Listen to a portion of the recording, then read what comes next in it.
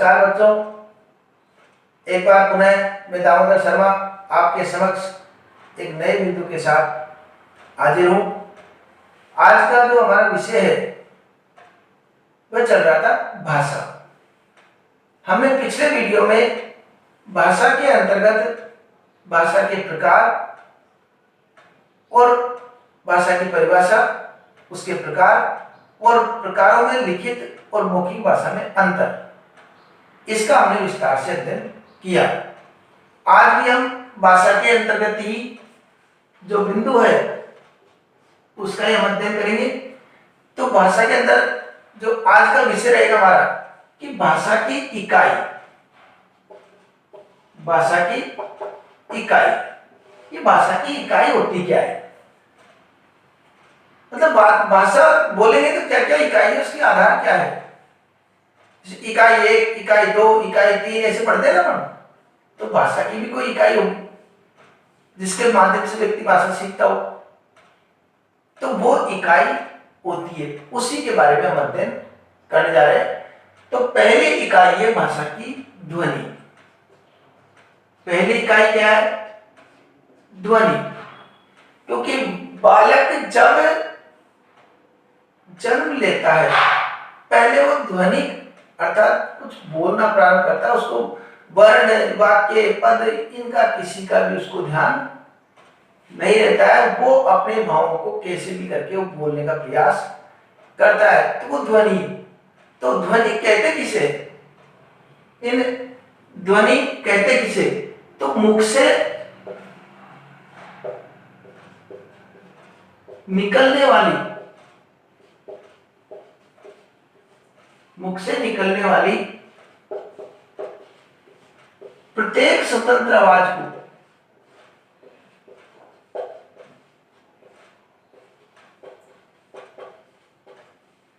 को ध्वनि कहते हैं। मुख से निकलने वाली प्रत्येक स्वतंत्र आवाज को हम ध्वनि कहते हैं। यही से भाषा की इकाई प्रारंभ हो जाती है। यही से भाषा की इकाई प्रारंभ हो जाती है। बालक जब बचपन में होता है वो अपने मुख से कुछ भी बोले, स्वतंत्रता से बोलता है वो, और वो स्वतंत्र जो आवाज है वही ध्वनि कहलाती है। अगर हमसे पूछता है कोई भाषा की इकाई लिखिए तो हमको ये लिखने पड़ेगी, ठीक है। दूसरी स्टेप जो आती है उसकी, वो आता है वर्ण। दूसरी स्टेप क्या आ गई? वर्ण। भाषा की इकाई में दूसरी स्टेप आती है उसकी वर्ण। इसके अंतर्गत भी वर्ण होता क्या है?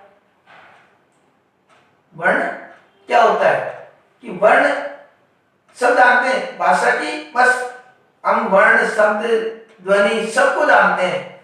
लेकिन कई बार ऐसा होता है कि परीक्षा में जब पूछ लेते हैं कि भाषा की इकाई लिखिए, हमको पता ही नहीं होता इकाई क्या होती है। तो वर्ण, वर्ण की परिभाषा क्या होती है वो देखिए। वह छोटी से छोटी इकाई, वह छोटी से छोटी इकाई, छोटी से छोटी इकाई जिसके और अधिक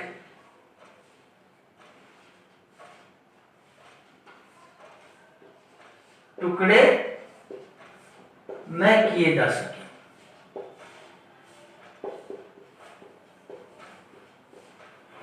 उसे वर्ण कहते हैं। उसे क्या कहते हैं? वर्ण कहते हैं। भाषा की वह छोटी से छोटी इकाई जिसके टुकड़े नहीं किए जा सके उसे वर्ण कहते हैं। ध्वनि के बाद तुरंत क्या आ गई? भाषा सीखने की जो इकाई है वह आ गई वर्ण। पहले क्या सिखाते हैं उसको? बचपन में बालक जन्म लेते हैं, पहले उसको ध्वनि बोलना सिखाते हैं, फिर उसको वर्णमाला का ज्ञान दिया जाता है भाषा। उसको वर्णों का ऐसे थोड़ी है कि कोई भी बालक स्कूल गया उसको किताब पढ़ना ही सिखा देना है, किताब पढ़ो और पढ़ो आराम से। वो कैसे पढ़ लेगा? आपने देखा होगा बचपन में जब भी हम पढ़ाई चालू की हमने, तो पहले हमको वर्णमाला का ज्ञान सिखाया गया। वर्णों के बाद ही हम आगे बढ़े, वर्णों के बाद ही हम धीरे धीरे, हमको जैसे जैसे आगे बढ़े आगे का ज्ञान हमको दिया गया। ऐसा तो होता ही नहीं है कि पहले तो बालक वर्णमाला तो सीखा नहीं, उससे कह दिया जाए निबंध लिखो, निबंध कैसे लिख देगा, नहीं लिख सकता। तो देखिए यहां पर दूसरी इकाई हो गई वर्ण। तीसरी इकाई इसके बाद जो आती है वह आती है शब्द।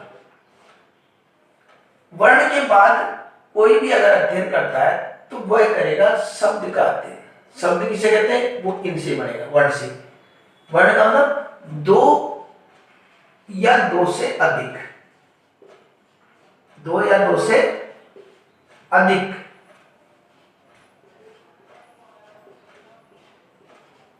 वर्णों के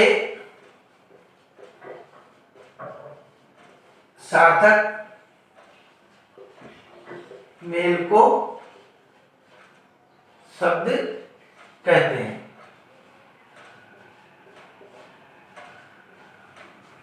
ठीक है, ये शब्द। अब जैसे वो शब्द का अध्ययन करेगा फिर धीरे धीरे उसको आगे बढ़ाएंगे। कहां पर बढ़ाएंगे, वाक्य की तरफ बढ़ाएंगे उसको। तो चौथी इकाई क्या हो गई, वाक्य।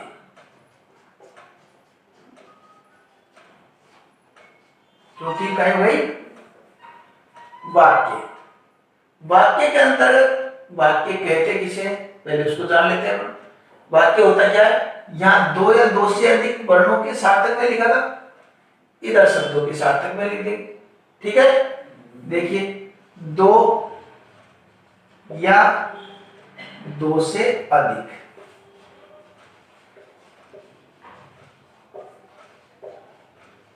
शब्दों के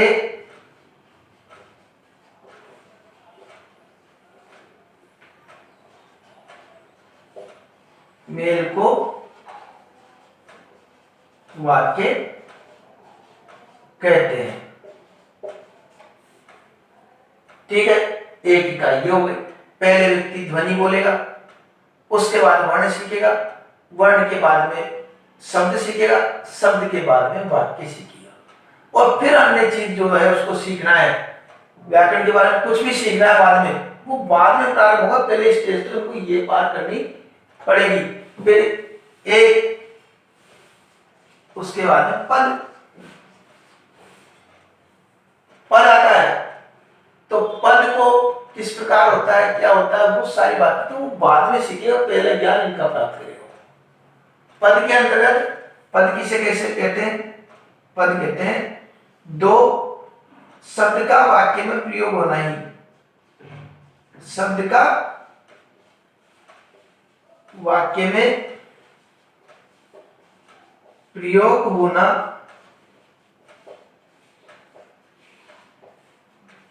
पद कहलाता है।